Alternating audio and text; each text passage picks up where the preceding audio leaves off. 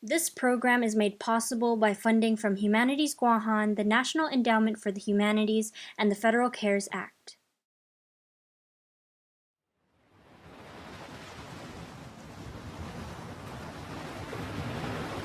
Ihagas si man malufan na tempo. I Pasifiko na tasi, guaha undongkulo na guian.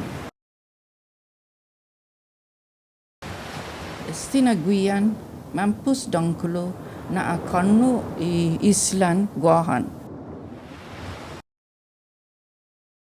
Ikinano niya, mampus megge na akonu esta I entalo I isla. Sa asot tay tao man mo nyo para ilinala niya sa ni mamayla na tempo. Itaw mo na matungo na debi no guaha humatogwi. Lo imam pescador toda swetin niya. Istaki hundia. Guaha man medgot naman hobensita na famalawan. Gi isla mausa I fetsania jan itiningo niya para fan machocho todo siya sa mga koni esti idangkulo na guihan. Pogo guaha mas peligro gi itasi jan itano. Mas dangkulo ki idangkulo na guihan. Mas dangkulo ki isla. Afa esti na peligro I basura.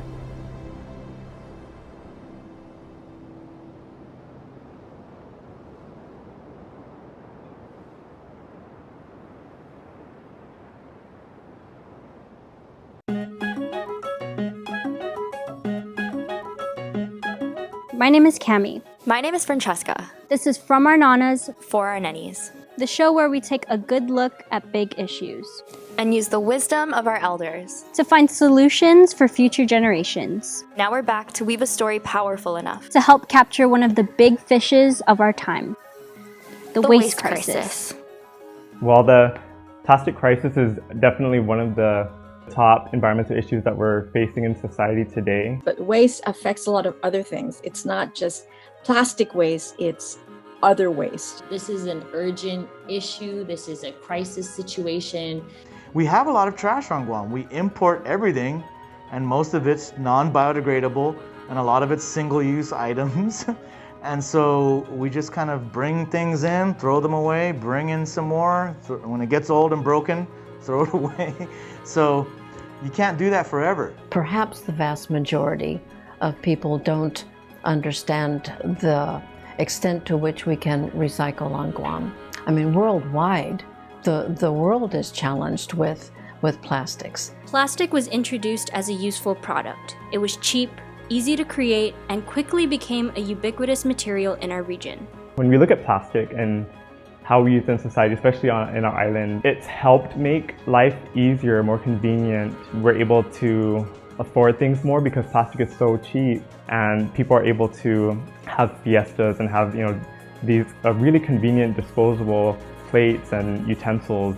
For the moment, right, it makes for a great experience. It's part, our culture really is surrounded by family and gathering and eating together. So culturally, it's helped to bring our families together in a way, but when we look at the big picture and what happens to this plastic waste after we're done with it, we cannot recycle styrofoam plates. We cannot recycle plastic utensils, unless someone's going out there and collecting it and, washing them and reusing them, but that's very unlikely. If you think about it, everyone in the Pacific, right? Traditionally, everything we used was biodegradable. We didn't have plastic. We didn't have any trash. So where did people throw things away before? If you have a woven basket, you just throw it in the side.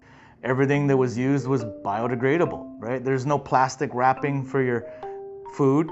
So I think for indigenous communities throughout the Pacific, this is a new thing, is adapting to figuring out, wait a minute, there's certain things that don't biodegrade when we throw it off to the side. In fact, this aluminum can is gonna last forever, or this plastic bottle is gonna last forever.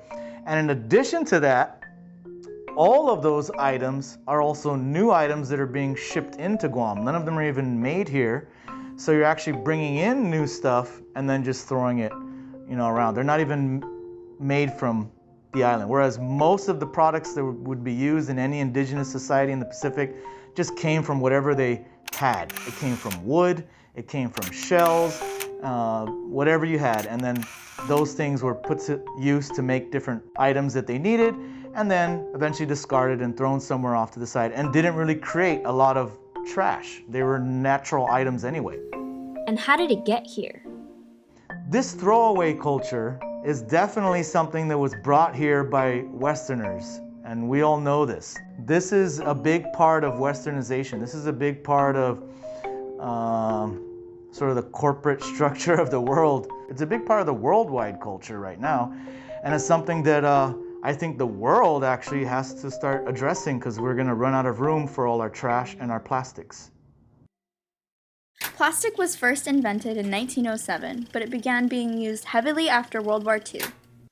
Before there was plastic, there was ivory, and they extracted ivory from elephants, right? So ivory was being used to make combs and most popularly billiard balls. Then society kind of reached a crisis point where they had almost killed off all of the elephants. So this billiard producer posted an ad in the paper and said that if anybody can find an alternative to ivory, then he would give them a $10,000 reward in gold. So then a man named John Wesley Hyatt formed the first version of celluloid, which is actually still used today. Where plastic really took off was during the war. Plastic production quadrupled during World War II. So what I think is most interesting about the history of plastic is that it was invented because they had almost killed off all of the elephants, right? They were extracting so much ivory from these elephants that they were like, oh my gosh, we need to find a solution. And then they created plastic thinking it was the most amazing thing. And now we are literally drowning and suffocating in it and can't get rid of it. Leading to today, where in 2019, 368 million metric tons was produced worldwide. 50% of that plastic is single-use plastic. If we follow the current of our waste stream through our islands, where does it come from and where does it go? We decided to take a look at our own trash and recycling. This is what a few weeks of our trash looks like. Let's break it down and see what's inside. A lot of mailers. Chip bag, mail, drink box, More mail. coconut water, This one is kitchen trash, more plastic food packaging,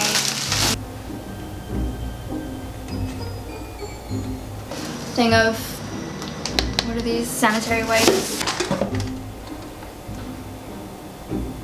another Celsius.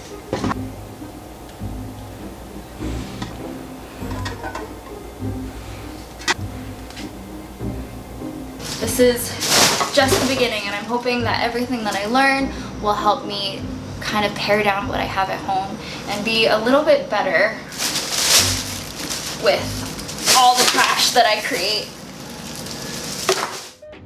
Hafide Todu Hamzu, Guahu Si Jasmine, creator of New Matlo, a new zero-waste refillery on wheels. And I'm back today to bring you more tips, tricks, and insight on how to begin your low-waste journey. Today we're on to the second of the 5 big R's of zero-waste living. Number 2, reduce. Reducing means being a conscious consumer and only buying the things that you need and not that you want. If you do need to make a purchase, invest in higher quality items. Although they tend to be more expensive, they're more durable and will last time. So find one that falls within your budget. Here are some examples of everyday items you can reduce. Reduce all the plastic wrap in your house and buy some reusable beeswax wraps instead. You can replace paper towels with reusable rags, kitchen sponges with biodegradable wooden ones, and bottled shampoo and conditioner with bars They work exactly the same without the packaging. My pro tip is to start small. It can be really overwhelming once you see just how much plastic lives in your home. But please don't throw the plastic products away. Be resourceful and use them first. It'll take time to build the sustainable alternatives in your home. So be smart. If you like these tips and tricks and want to invest in our island, please consider donating to our Kickstarter launching next month in May. This has been Jasmine with New Matlo, signing off, wishing you the best on your low waste journey. And don't forget that every small individual effort does build our collective resiliency against this plastic pandemic. It's kind of sad how out of all of this trash, only that much of it gets recycled. When people say they're just going to throw something away, they don't think about where away is. They don't stop and think about the fact that away is still on Guam, still on this earth. It doesn't just, disappear. These green and black bins we see around the island are collected by the Guam Solid Waste Authority and their fleet of sanitation workers. We spoke to Roman Perez and Andrew Gale at GSWA to learn more about where our trash and recycling goes. I oversee daily collection, and our daily collection is from Monday to Thursday. We pick up residential trash. I also handle the 3 transfer stations, which is Harmon Transfer Station, Malolo Transfer Station, and the Agate Transfer Stations. That's where the customers that are not being serviced by us, they come in and they drop off their trash or their recycles. So right now, Guam Solid Waste Authority has about 19,000, 20,000 customers, residential customers. But we estimate that there are close to 38,000 or 40,000 eligible residential households that should have residential trash service. So we think we only have about half of the residents of the island as customers. Because the majority of our routes, they dump twice. So when their truck is full, they bring it to Mr. Rubberman and get weighed and dump on the tipping floor. Mr. Rubbishman, also known as Guåhan Waste Control, is the company responsible for sorting residential and commercial trash for the island, and collecting and sorting residential recycling from both GSWA pickup and transfer stations. We spoke to Bob Perrin, president of Guåhan Waste Control. Our company probably does, if you count the military, about 65% of the island's solid waste that we haul and process. And then at our transfer station out here out front, we have about 90 to 95% of all the island's trash comes through here. And then we have it dumped on the tipping floor. We go through it looking for banned materials, things that aren't supposed to go into the landfill, like green waste, cardboard, metal waste, e-waste, things of that nature have to be pulled out before we push it over into a transfer trailer and then haul it down to the Lake John landfill. So it's kind of affected the economics, the fact that it can no longer go to China. But what happens to the plastic? It's not a real lucrative business, recycling, because it's the value of the commodities that you process it into. The cost to do that is fairly high, and the value coming out the other end is fairly low. And then when you add shipping costs on top of it, it becomes very difficult to make ends meet. And so it's not something you would choose to go into to get rich, that's for sure. It's as much a passion for our company to do it and for the people that work here to do that sort of thing. And right now, plastics, I don't know if there's a home for. I don't think there's a home for it anywhere. With all of these things that, as a society, we're consuming, we don't always know where it ends up, right? I mean, even if people have the best intentions to recycle their plastic waste, especially today with COVID, recycling plastic is really not a viable solution. Especially for Guam, we don't have anywhere to send our plastic waste, so all of it just actually stays here on island. It goes to our landfill if it's properly disposed of. Only a small portion of our waste ends up being recycled currently. and the most recent data from 2017 concluded that only 32% of our trash was recycled at all. That leaves a majority to be sent to Ladson Landfill in Malolo.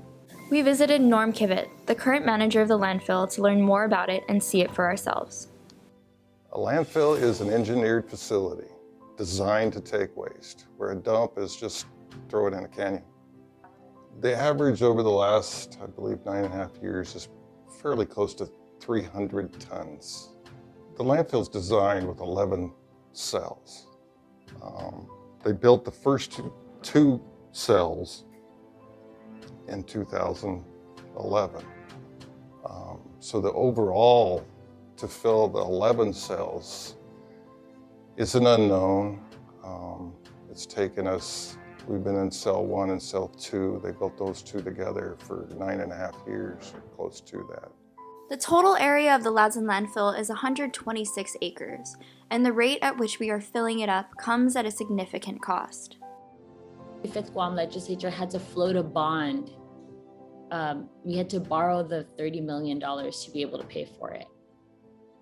And so in my mind, I'm like, I'm borrowing against my kids at this point. My kids aren't going to be able to fund, nurses and teachers in the future schools because we're busy paying off this trash bill that we've created for ourselves. So yeah, it's an issue. It's a huge challenge. But there are ways that we can mitigate the cost of this system and make it more efficient and accessible to a majority of residents.